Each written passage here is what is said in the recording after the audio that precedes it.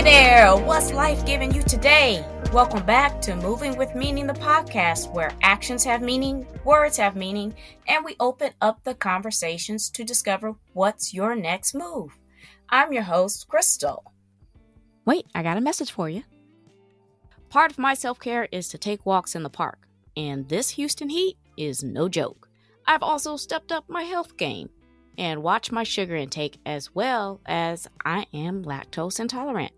If that doesn't do it, I operate as an author, blogger, podcaster, and life coach daily.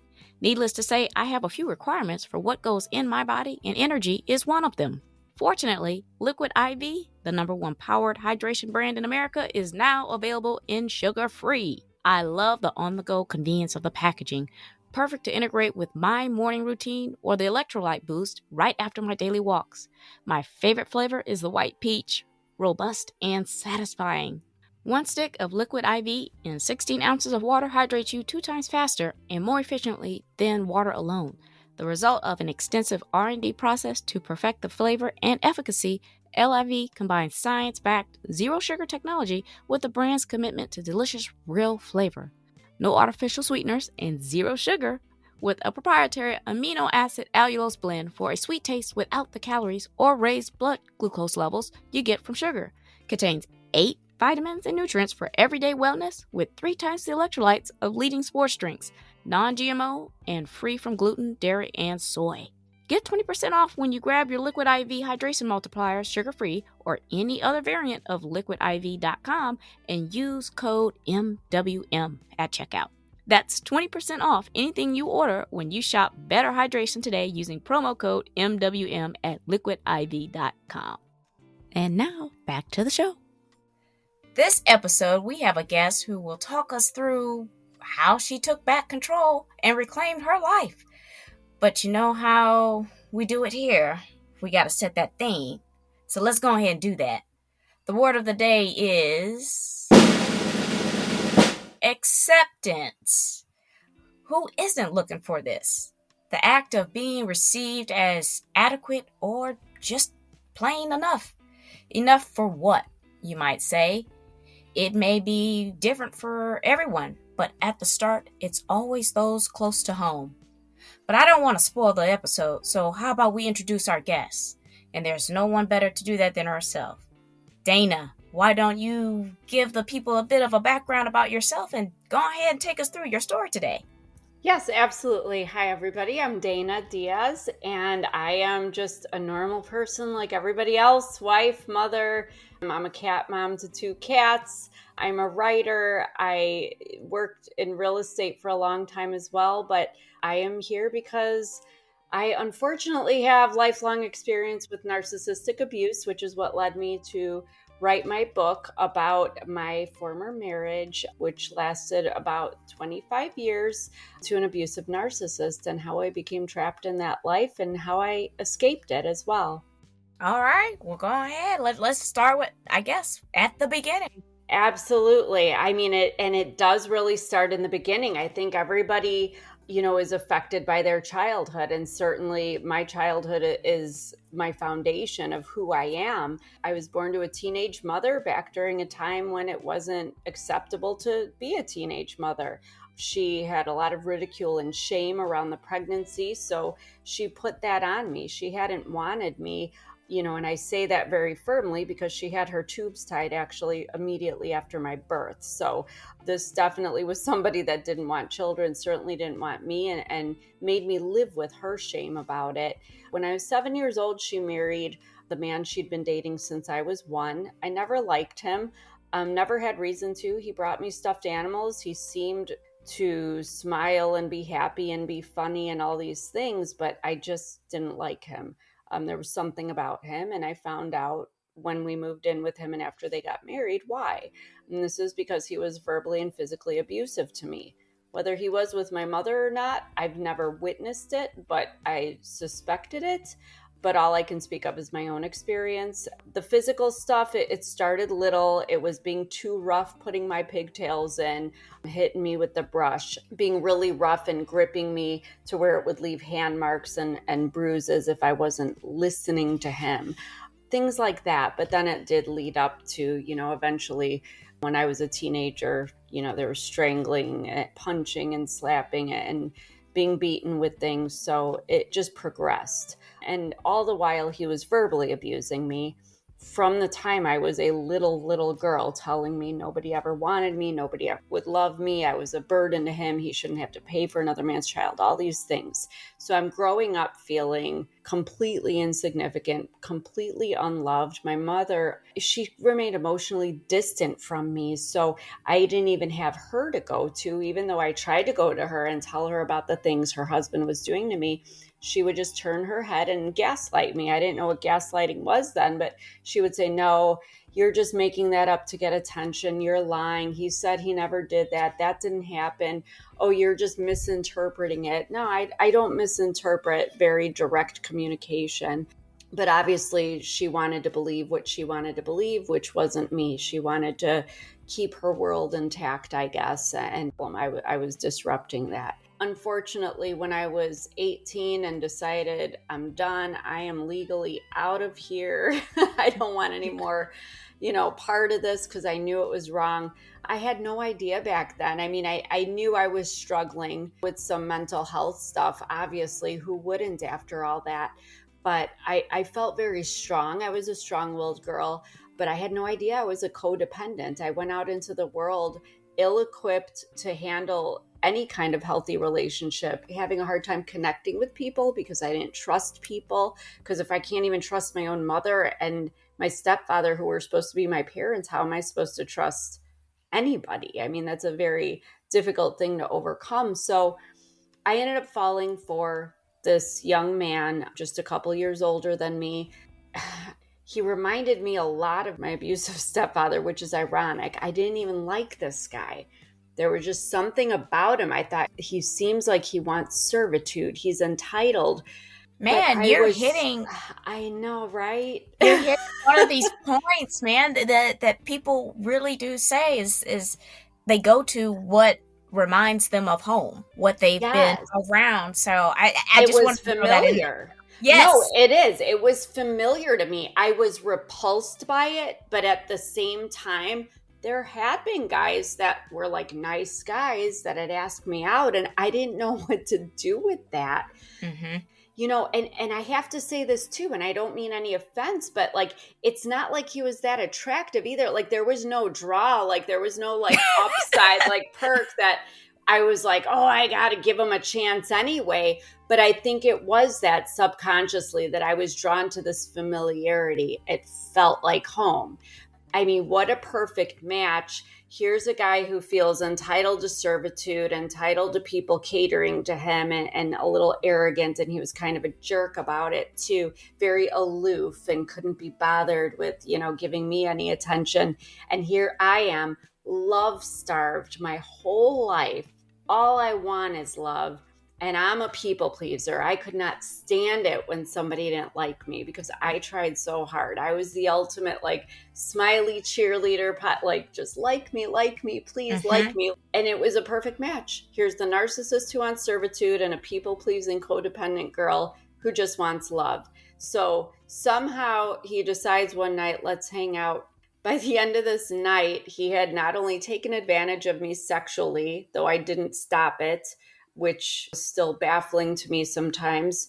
But to me, the affection felt like love. And I know that's difficult for people to understand, but I just wanted somebody to make me feel wanted and loved. And even though I didn't want to do that with him, he pushed himself on me, and I let it happen because I thought, okay, well, if he wants me this much, maybe there's something there that I'm not seeing. Maybe he'll love me if I do that with him, It's awful, but it happened.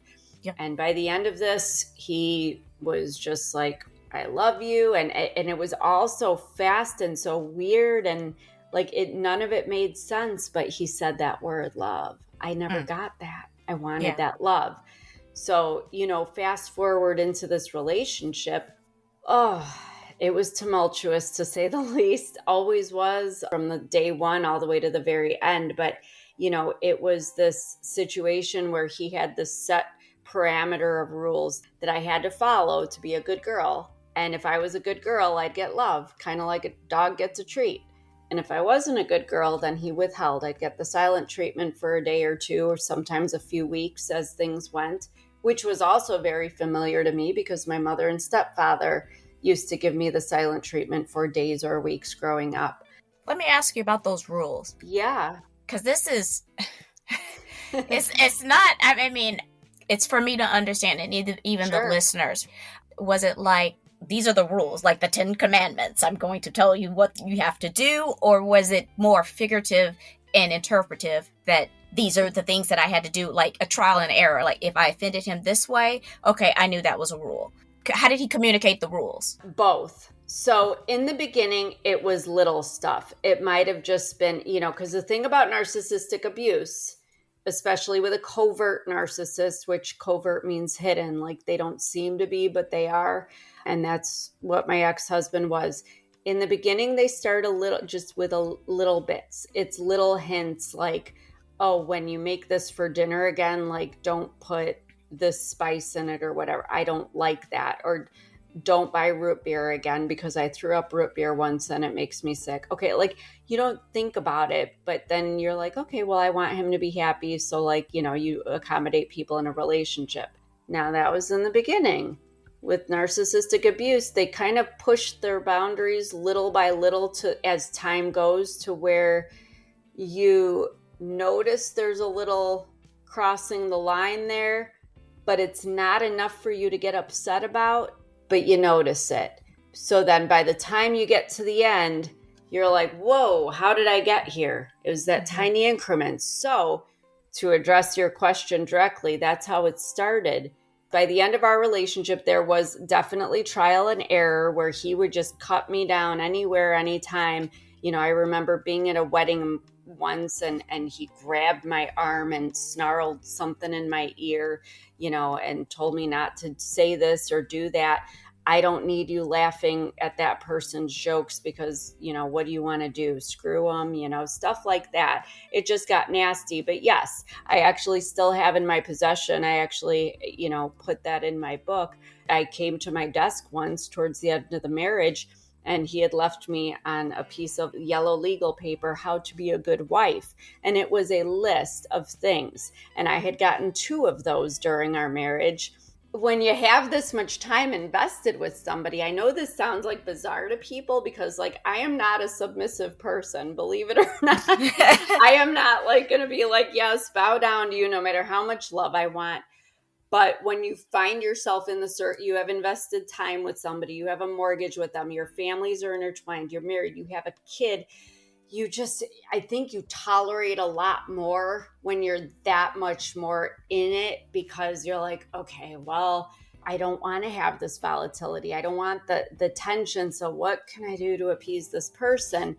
So I'd read these. And actually, I remember, the one that I still have, the How to Be a Good Wife letter. It was appalling to me when I wrote my book that when I brought it out from where I keep it, and looked at it, I had actually checked off like a checklist. I had checked off things. Some were not checked though, because no, I don't want to initiate sex with you. I don't want to have sex with you, So it's just, they were simple things too. And it was appalling to me that he had to even ask me for these things because it's typical in a relationship to like, say hello when I come in the door. Well, I'm afraid to talk because you tell me that you can't possibly listen to every word I say and to shut the hell up all the time. And that's where I say that's where this other stuff comes in, the trial and error, because I used to say like, I knew what the rules were, whether he wrote them or said them.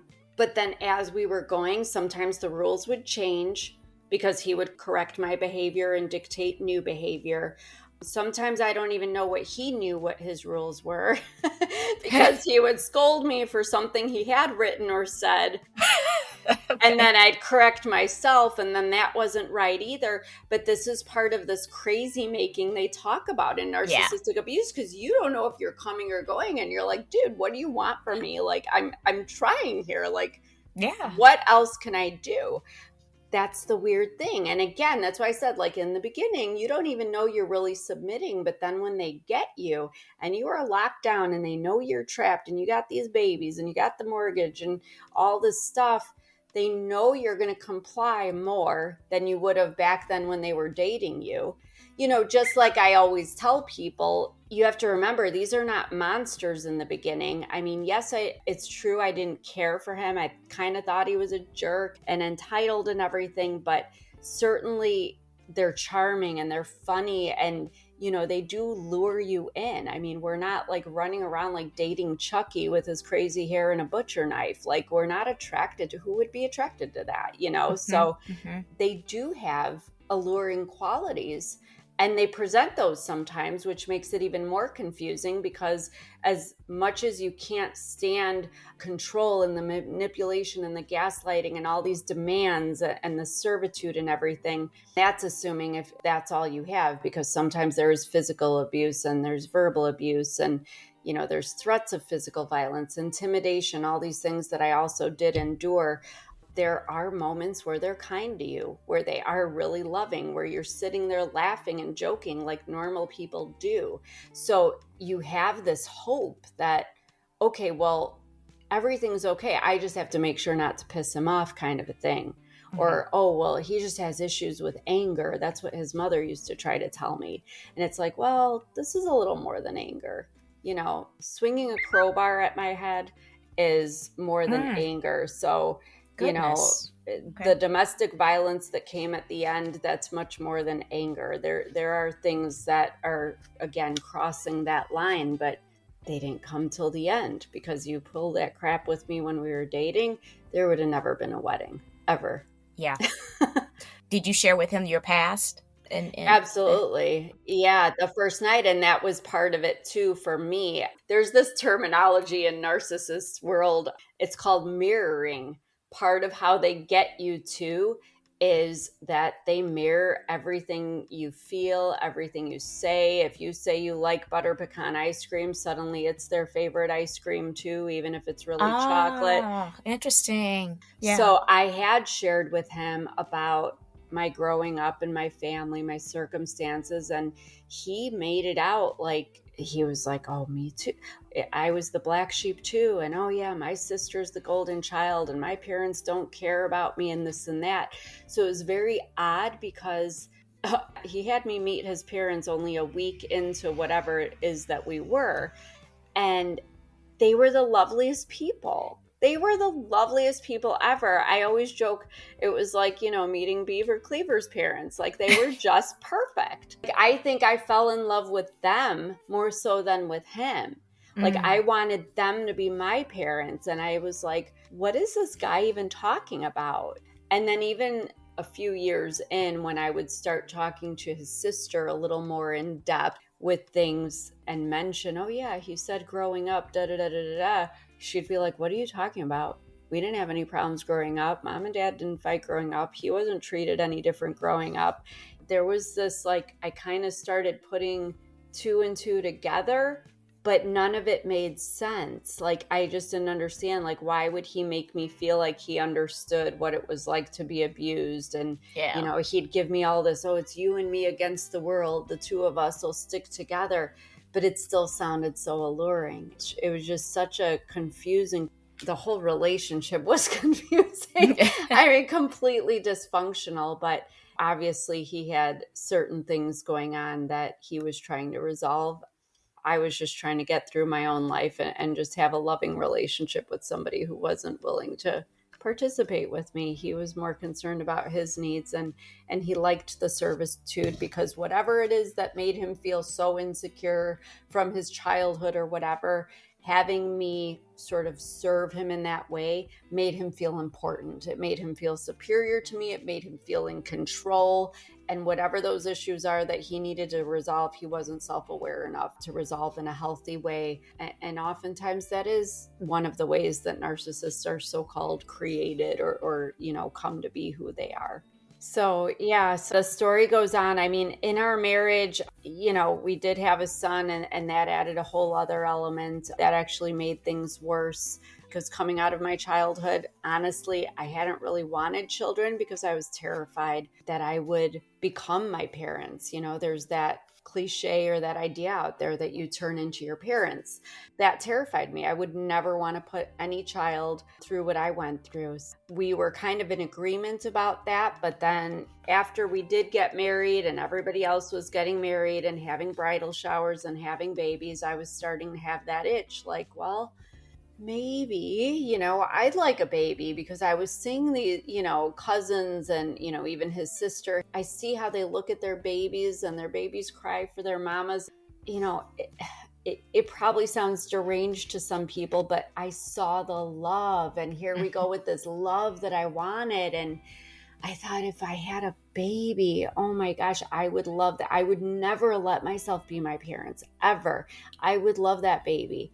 No other baby would be loved like mine. And that baby would love me. And I would have that love that I always was looking for. And I just had to convince him. And eventually I did. And it was odd because he loved seeing my pregnant belly, because I felt like that was his claim on me. Like it was his show to the world. Yes, I have her. I got her. She is mine. So is that baby. So there was almost a sense of pride. And I kind of started seeing like, well, maybe this will turn things around. Maybe this baby is what we needed to make him grow up, or whatever it was, to get past himself. But unfortunately, as soon as our son was born, yes, the pride was there at the hospital, but when we got home and there was no audience, well, it was a lot of screaming at me. I mean, screaming at the top of my lungs to shut the baby up. Some of us have to work to support this family, just all this stuff. And I'm like, it's a baby. It's going to cry. Like I'm feeding it. I'm changing its diaper. I'm up every 2 hours all night long. Well, then he kicked me out of the bedroom. So I was sleeping in the bed in the baby's room. So I'm sleeping with the baby. And then he got mad that his own son would scream if he held him. And I'm like, well, because he doesn't know you. All he knows is me. And at this point, I should also add, it's a typical narcissist move to isolate the person that, is their so-called target, which was me. He had moved us 90 miles away from all my friends and family, everything I had ever known. We were in a rural area because he felt he could only find happiness in life if he lived on a little farm and had a little land. That was great. And I was trying to be positive and say, okay, I'm up for the adventure. Let's do it. But yes, it was extremely isolating. It was just me and this baby. And my husband had taken a position without asking me or even telling me, took a national position with his company to where he was traveling and he was only home 2 or 3 days a month. So now I'm isolated, no friends and family. He basically cut me off from everybody by this point anyway, because he didn't want me going to see my family. We only saw his family on holidays. He didn't want me to have friends because I needed to be home tending to him and tending to the baby. He didn't want me talking on the phone with friends because it disrupted his TV watching time, and he couldn't hear the TV over me talking on the phone. But I couldn't text because if I was texting, I was screwing somebody, so here we go. It was just easier to keep the peace for my sanity and then, my son. So I revolved my world around my son. But then it turned into this whole narrative. My ex would start threatening to kill himself to get this attention, because I wasn't paying attention to him. I was paying attention to this baby. And it's like, I just couldn't win. No matter what I did, I could not win. There's just so much that I couldn't even fit in the book. But basically, by the end of this, we were together 25 years total. I'd stayed because at one point my son had just said, look, I know you and Dad are getting divorced one day, but I would like for you to at least wait until I'm done with high school and off to college or wherever I'm going, because I know he's going to make life a living hell. Those were his exact words to me. And he said, and I don't want to be here for it, he said. And I thought, well, he's right. I'm in it this far, so what's a handful more years? Who knows? So kept going, same dynamic. It's just that unfortunately I started caring less and less about the suicide threats, because it was like the boy who cried wolf, and I couldn't get riled up anymore about it. I had to worry more about trying to keep some normalcy for my son, and make sure his life wasn't affected, because it was already affected. He didn't even like having friends over, because if his dad had an angry outburst or something, that kid would go running out the door screaming. I'd have to call the mother to come get them, and we'd never see the kid again. And this happened over and over until my son just stopped even having friends over. And then I'd get the calls from people saying, "Are you okay? What's going on over there? Are you safe?" And and I had to pretend. I had to lie and make excuses that, oh no, there's just the kids not getting along. Nothing happened. Everything's fine, and it wasn't. It wasn't at all. There were so many things that happened over the years, but eventually by 2018, I had been so sick for a few years. I had a multitude of symptoms that my ex did not like money being spent on anything other than him. And that also included doctor's visits. You should have seen the fight we had when my son had to have braces. He did not like that money being spent either. Just very selfish, inconsiderate. But I was so sick, to give people an idea. I literally had multiple symptoms. I blacked out a lot, even while I was driving once. My hands would go so numb. I didn't have control over them, to the point where several times I couldn't even tear toilet paper off the roll to take care of myself. Like my basic needs, I could not meet. I was having heart palpitations. My muscles were stiff. And mind you, I was a cross country coach. I am a healthy eater. I was running 5 miles a day. So like, why is this happening to my body? Like, I don't understand this. I'll never forget when I started having, this is silly, but urinary frequency. I had to pee constantly. I was in my early 40s. That's not normal. I called the doctor. They're like, well, how often? I'm like, I don't know. They ask you all these questions. I'm a type A, so I made a spreadsheet of all my symptoms and then had, 1 through 31 for each day. And I would actually take like a little note of how often things were happening on every single day, just in case we could see a pattern. Maybe it would help the doctors. I was going on average 14 times an hour peeing all day long. It's disruptive when you're trying to work and you got to pee that much. It's disruptive when you're trying to sleep at night and you got to pee that much. And I don't drink enough to warrant that much urination. Long and short of that one, I went to doctor after doctor after doctor. They sent me to specialist to specialist to specialist. Every one of them just wanted to throw a pill at my symptoms, didn't want to figure out what was actually going on. Finally got with a sleep neurologist and a functional medicine doctor. Those were new experiences for me. Together, they figured out that I had a lung syndrome, and they had me undergo a cortisol test. And so for those that don't know what cortisol is, it's sort of the sister hormone to adrenaline. So when you're like in a survival situation, your body pumps up with that adrenaline. Cortisol does the same thing when you're under extreme stress. So it's running through your body. They actually had Mayo Clinic do the cortisol test. Mayo Clinic said, we do have results, but we think the sample was compromised because there's no way the results are this high. So they had me do another test, same test. They come back, they're like, oh, okay, actually your results are that high. Your levels of cortisol in any 24-hour period should be between 1 and 700. Mine were consistently over 2,540, 24/7. So astronomically high. All the time for decades. And they said it's very common for abuse victims to have that happen. That, unfortunately, the cortisol made my body think it was trying to kill something, fight something off like a cancer. So it depleted my white blood cell count to the point where it made me autoimmune.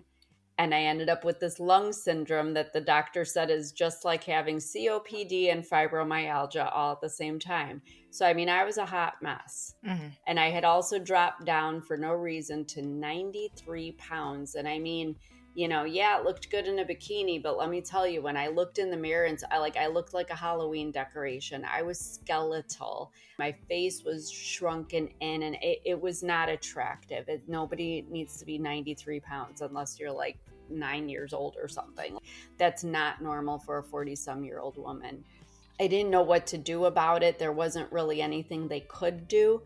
I had a few doctors just say you have to change your life circumstances. And that was their hint that if there's something going on at home, but people always say, why do you stay? Why do you stay? It's not easy to just pick up and walk out. I mean, everybody's got their No. reasons, but I mean, certainly the reasons I already said. You have a kid, you have your family's intertwined, you made a vow to this person through thick and thin and everything else.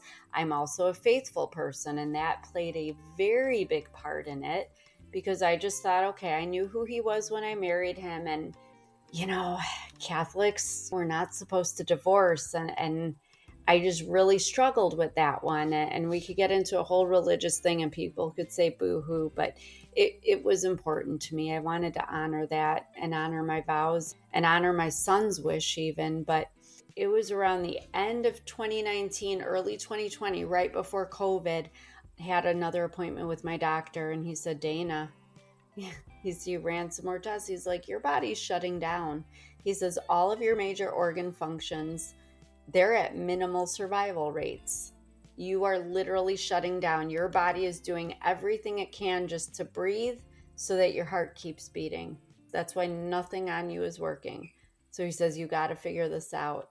And I mean, I had been done with this marriage long before, but like I said, there were just so many things. My promise to my son, my faith, where would we go? What would we do? My ex was violent. He had made threats that if I ever left him, he was going to make sure I never saw my son again. He told me that he had already told his family atrocious lies about me to make them hate me. He was smearing my name to other people. It was just, I didn't know what to do. But that is when I kind of woke up one day and just thought, all this love that I've been trying to find through him and through my son and through all outwardly, it was inside of me. I needed to love me.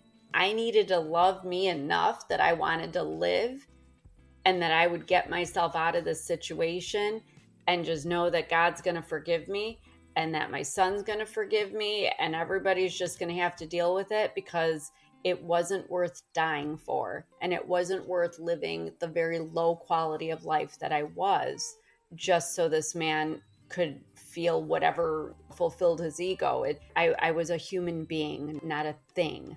And when I realized that self-respect and that self-love that I hadn't really acknowledged in myself before, that's when things started to change. And he certainly sensed the change in me too, because I was taking care of me. I was putting me first, and not in a conceited way, but in a way that I was like, okay, I'm going to take back my life. I'm sorry if you don't want that for dinner, but that's what I want for dinner. We can have what Dana wants, Oh, you don't like me wearing this? Well, you know what? I like this color. I remember one Christmas, somebody that I know gave me a red lipstick. It was a very expensive lipstick, but she thought, oh, with your fair skin and your dark hair, it'll be pretty for the holidays. And thank you for the Christmas gift. Put it on Christmas, and he told me I looked like a whore. And I'm like, well, then I guess I'm a Christmas whore, because I like it. I just got snarky with him, because I had to be me. I needed to be true to myself. And it was those little things.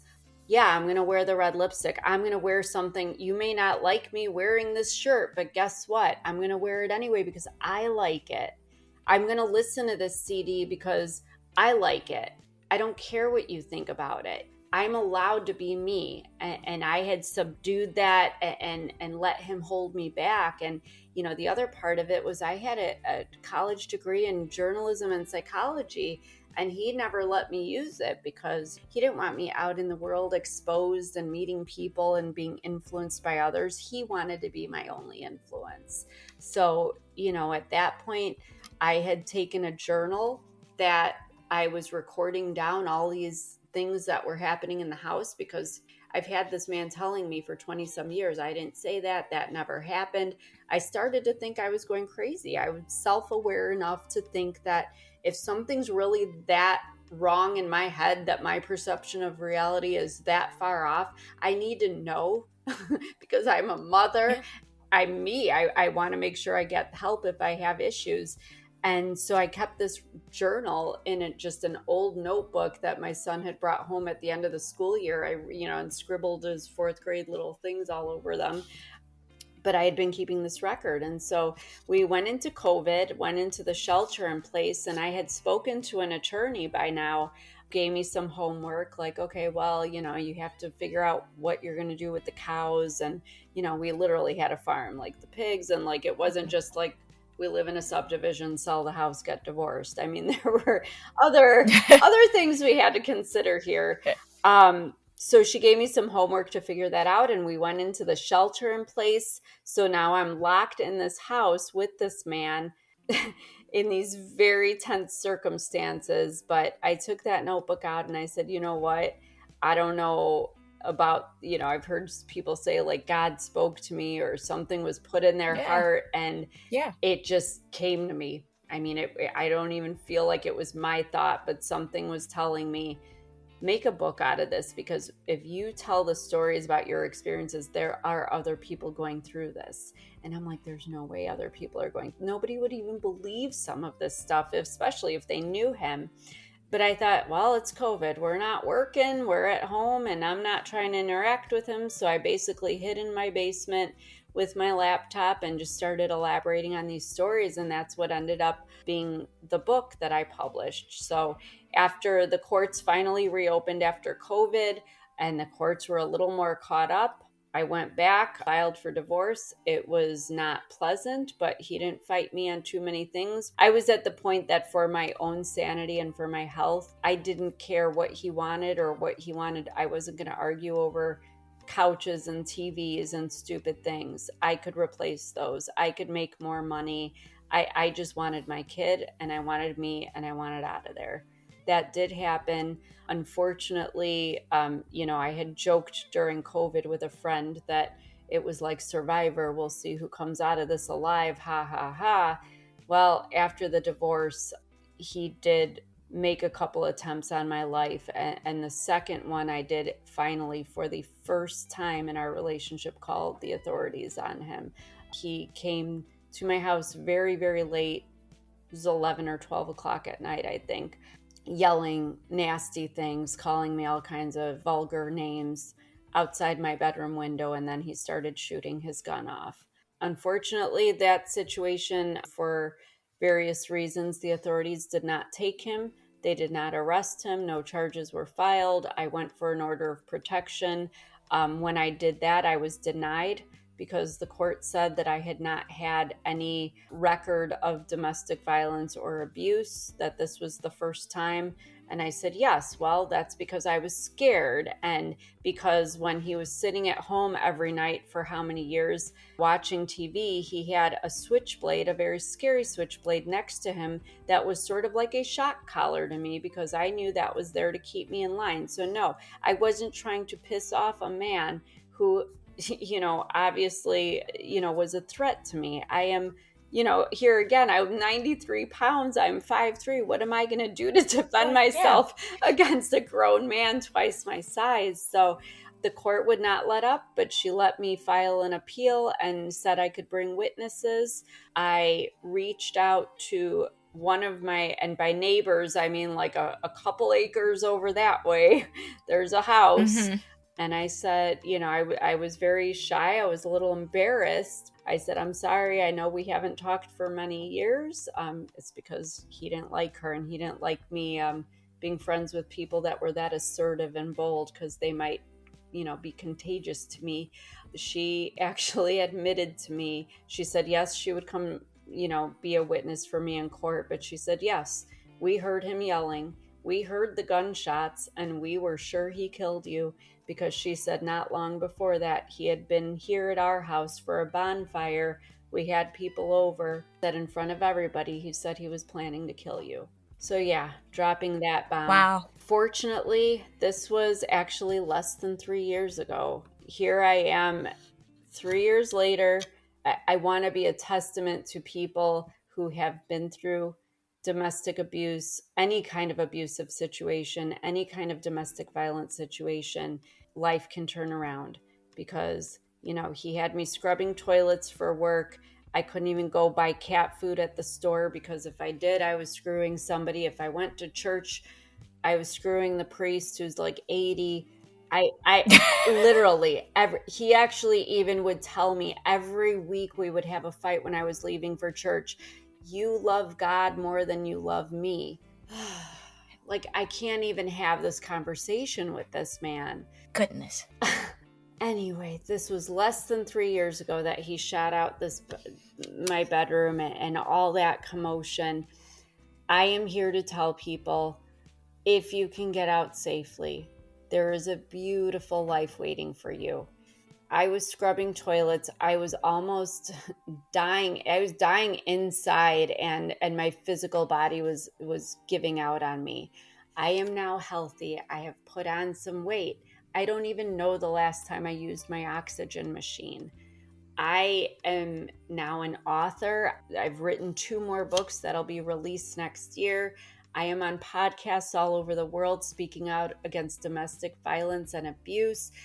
And I'm happy. And that's what I want to see. Even my son acknowledged, and this is a 20-year-old boy, said something not long ago. He's like, it's just nice to see you smiling again.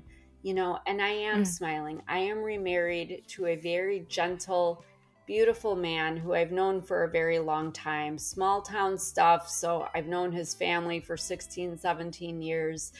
So it was very easy. We just liked each other. He's just amazing. His calm and gentle demeanor has helped me with my healing journey, because being calm and safe for somebody like me gives me the mind space to resolve those things that I needed to resolve in my past. So I've come so far in such a short time, and I just want to let people know, it doesn't have to end where you're at. There is so much more that if you can envision it, if you can see it, and just even ask yourself the simple question, what is it that you want? What do you want your life to look like? If there were no limitations, no restrictions, never mind money or people, what do you want? You. Because what you want has value. You have value. You are worthy and you deserve what you want. Am I going to say that everybody's going to have this turnaround like I did in this short period? No, it's going to take others more time. I honestly thought I was going to just die one day scrubbing somebody's floors. I never in a million years thought that I would be in a happy and very healthy marriage and that I would have published any books or be doing anything any different. I just thought that was it, but it's not. And I think that's the beautiful part about life, is that you just have to kind of remind yourself of who you are and what you want, and know that you're worthy of that, no matter what anyone says. Thank you. And I appreciate your story. Well, I know I share this with you. I think we kind of both agreed on it, but the worst compliment anyone can give us is, you don't look like you've been through what you've been through. Yes. I even made the inaccurate assumption that you don't have any bad days. Right. Because I'm over here struggling for the will to live. And I'm like, damn, she been through some shit. And and I complimented you on your strength. But you gave me a very real response as far as good days and bad days. You want to share what you kind of told me? Yeah, absolutely. I think it's real important for us to be honest with ourselves and with others, because everybody sees this, oh yeah, strong and resilient, and look at her and look at all this success and all this and that. But you know what? We all have days. I still get triggered sometimes. I still have days where I just open my eyes in the morning and I just can't. Like something, it could have been anything, but something just takes me down, where I might be in fetal position in the corner crying for an hour or two, where I might need my husband to tell me, come on, you're lovable, it's going to be okay, and get me back up on my feet and get me back to where I am. But, there is always going to be a sadness. I think you still carry even if you leave your past in your past, there are still going to be those times. I don't think I was ever suicidal in the sense that I would have actually that I actively thought about killing myself, but I definitely had so many moments, and even within the last couple of years, even a year ago, I remember a day that I just didn't want to do this anymore. I didn't want to hurt anymore. I didn't want to feel that pain. And I think it's really important for us to remember that we're human and that that's okay. And that's part of life, but we shouldn't be ashamed of it either. I think it's just a beautiful thing that our hearts are sensitive and open to feeling, and that unfortunate feeling of when you're struggling and you are hurting so much that you don't want to live anymore. I think it's something so raw and it's hard to acknowledge and accept, but it's part of who we are. Because if we don't accept that and acknowledge it, then how do you get past it? Yeah. But we all can, but we all have those days. We all do. All right. Well, thank you. So Dana. Yes. Are you ready to give us the golden nuggets and add that ketchup, just to recap? Yes. I'm just going to reiterate. I think that we really need to remember who we are, be true to ourselves, and just enact your vision. See it and move towards it, and just don't ever let that go, because wherever you are doesn't have to be where you end up. You can change that at any time in your life. I'm going to be 48 in a couple months, and I am just now living the life that I always thought that I wanted to live and would never have. So I just want to inspire people to know that you can have that too. Thank you. Well, I want to share something with the listeners today. Dana and I had a really good time connecting before the podcast because we, I guess, had this understanding. We laugh and find a lot of joy in life, even though a good part of it has been or felt like hell. But we persevered and are here telling you our stories. But what we both agreed on is that our abuse traumas differentiate, but the impact to our self-esteem, our self-worth, and the emotional roller coaster is very much the same. And it's important that we find each other because that is an understanding on a level that we share a common bond. That's the episode today. I truly appreciate you for taking us through your journey and your resiliency. Have you ever heard of looking for love in all the wrong places? Or perhaps you are in the right place, and while it should be the right people, they aren't? Put simply, they don't deserve you. What part of Dana's story in taking back control of and reclaiming her life hit you? It doesn't have to be the same scenario, but it's the seeking of validation and worth in various people or places that we tend to do to ourselves. And even if you feel like you have it all together, I'd still love to hear how you took the steps to create a safe place within yourself to cement that self-love and value. I love it all, and so will someone else. Before we go, Dana, why don't you go ahead and remind the people who you are, where they can find your resources or reach out to you. Absolutely. DanaSDiaz.com. You can find everything on there. I have the link to buy the book that is currently out called Gasping for Air, The Stranglehold of Narcissistic Abuse. There's also a blog post every month. You can get a link to this podcast and any others that I have been on that have been released, and my Facebook and Instagram contact and my email as well are on there. And I do love for people to reach out. I post content on social media every day about narcissism or healing, different aspects of our journey that you can benefit from. But I do definitely like you messaging me, reaching out. If you have something to share or your own victory story, definitely reach out and let me know how you're doing. Awesome. I'll make sure to include all of Dana's resources and connections in the episode description, as well on my own website resources page, movingwithmeaning.com. Make sure you guys subscribe to the show, Moving with Meaning, the podcast, and tap that alert bell so you know when these episodes drop. I am on Apple Podcasts, Amazon Music, and Spotify. If I get enough downloads and follows, I might be inspired to drop a few episodes in a single week.